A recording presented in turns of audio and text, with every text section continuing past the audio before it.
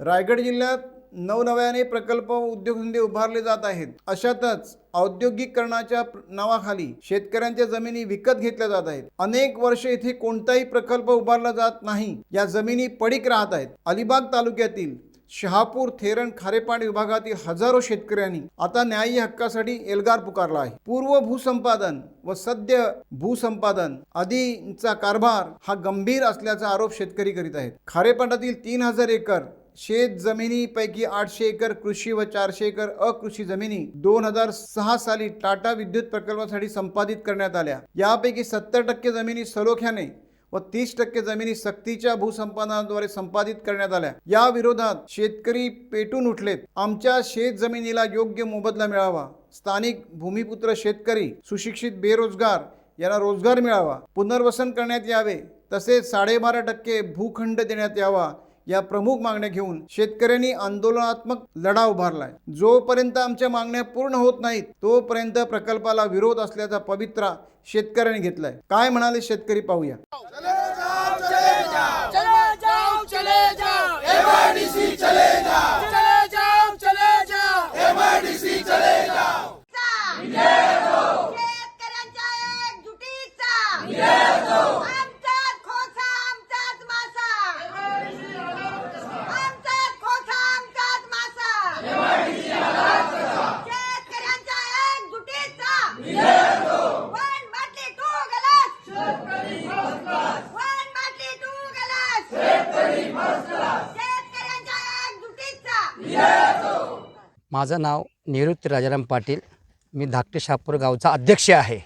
माझं एवढंच म्हणणं आहे साहेब की गेले 19 वर्ष टाटा पॉवरनं जी जमिनी खरेदी केली, ती जमिनी खरेदी असताना त्या जमिनीमध्ये MIDC किंवा शासनानं कुठल्याही प्रकारचा त्याच्यामध्ये खडासुद्धा टाकला नाही, परंतु त्या जमिनीमध्ये एक सिमारसन कंपनीचा प्रोजेक्ट येण्याचं सिमारमासन कंपनी येण्याचा त्यांनी घाट घातलेला आहे।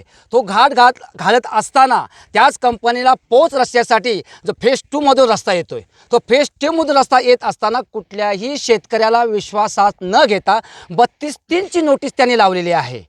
32-3ची नोटीस लावता असताना कुठल्याही शेतकऱ्याला विश्वास न घेतात केलेला आहे। पण माझं एवढंच म्हणणं की माझ्या शेतकऱ्यांचा प्रकल्पाला विरोध नाही आहे, आम्हाला प्रकल्प हवा आहे, पण आमचं एवढंच म्हणणं आहे की आम्हाला योग्य तो भाव, आमचं पुनर्वसन आणि माझ्या गरीब शेतकऱ्यांना जे प्रकल्पग्रस्त शेतकरी असतील का त्याच्या व्यतिरिक्त शेतकरी असतील त्यांना नोकऱ्या, हे आमचं ध्येय आहे। एवढं आमचं जर आम्हाला जर शासन किंवा MIDC देत नसेल तर आमचा या प्रकल्पाला किंवा या पोच रस्त्याला आमचा विरोध असेल, एवढंच बोलून मी या ठिकाणी थांबतो।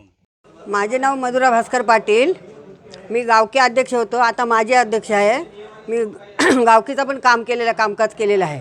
तर आता आमची जमीन कवरी मोलाच्या ह्याच्यात घेतात, तर आम्हाला जमीन रास्त भाव दिला, रास्त नोकऱ्या चाकऱ्या पोरांना दिल्या आणि भूखंड काय विकसित आमचे पोराबालांसाठी झाला, तर आम्हाला जमीन देवाचीच आहे। प्रकल्प पाहिजे आम्हाला, पण प्रकल्पाबद्दल असं भूखंड आपले हे काहीच मान्य केलं नाही तर आम्ही जमीन देणार नाही आणि आमचा सतत असा लढा राहील। माझं नाव भानुदास रामभाऊ पाटील, मी इथला माजी सरपंच आहे। मी ज्येष्ठ नागरिक आहे। महाराष्ट्र राज्यामध्ये 1999 सालापासून पुनर्वसन कायदा अस्तित्वात होता, परंतु कायद्यामध्ये सुसूत्रता आणि सुसंबद्धता नव्हती, म्हणून 2006 साली पुनर्वसन प्राधिकरणाची स्थापना झाली आणि पुनर्वसन प्राधिकरणामध्ये काही शासन निर्णय झाले। त्या शासन निर्णयामध्ये कलम 11(1) अधिसूचना म्हणजे पुनर्वसन कायदा लागू झाल्याची अधिसूचना, कलम 12(2) अधिसूचना म्हणजे पुनर्वसन कायद्याचा अंमल असण्याची अधिसूचना आणि कलम 13(3) म्हणजे पुनर्वसन प्राधिकरणाने सिग्नल दिल्याची म्हणजे पुनर्वसन कायदा पूर्ण झाल्याची अधिसूचना। तर त्याबाबतीत ठरलेला एक शासन निर्णय त्याबाबतीत असा झाला होता की पुनर्वसन आयुक्तांनी कलम 11(1), कलम 12 आणि कलम 13(3)च्या अधिसूचना काढण्यापूर्वी पुनर्विकासाचा निधीची खातरजमा केल्याशिवाय ह्या अधिसूचना काढायच्याच नाहीत। पण 5/8/2008 साली कलम 11(1)ची अधिसूचना काढण्यात आली। 8/9/2009 साली कलम 13(3)ची अधिसूचना काढण्यात आली। ह्याचाच अर्थ पुनर्विकासाची खातरजमा झालेली होती। त्याच्यानंतर 13/7/2011 रोजी पुनर्विकास करार अंमलात आला. पुनर्विकास करार हा माननीय राज्यपाल यांच्या वतीने महसूल उपसचिव आणि टाटा प्रकल्प संस्था यांच्यामध्ये पुनर्वसन करार अस्तित्वात आला आणि त्या करारान्वये ज्या ज्या काही इथल्या नागरिकांना देय रकमा होत्या किंवा देय सुविधा होत्या त्याच्यापैकी कुठलीही सुविधा गेल्या 18 वर्षामध्ये इथल्या नागरिकांना, इथल्या शेतकऱ्यांना मिळालेल्या नाहीत. त्यासंबंधी जे काही 1-2 GR आहेत ते देखील मी तुम्हाला दाखवायला तयार आहे. आमचं म्हणणं असं आहे की शासनाने जर ज्या जमिनी घेतलेल्या आहेत त्या जमिनी प्रकल्प संस्थेने म्हणजे टाटानी संपूर्ण खर्च त्या जमिनीचा केलेला आहे. MID संपादन संस्था जी MIDC आहे किंवा उपविभाग अधिकारी आहे यांचा 1ही रुपया याच्यामध्ये खर्च झालेला नाही. फुकट जमिनी हे MIDCला मिळालेल्या आहेत आणि MIDC आमचा पुनर्वसनाचा कायदा दडपण्याचा प्रयत्न करतो आहे. तर तो पूर्वलक्षी प्रभावाने आमचा पुनर्वसनाचा कायदा लागू व्हावा आणि त्या सगळ्या शेतकऱ्यांना त्याच्या सुविधा मिळाव्यात एवढं बोलून माझं निवेदन संपवतो.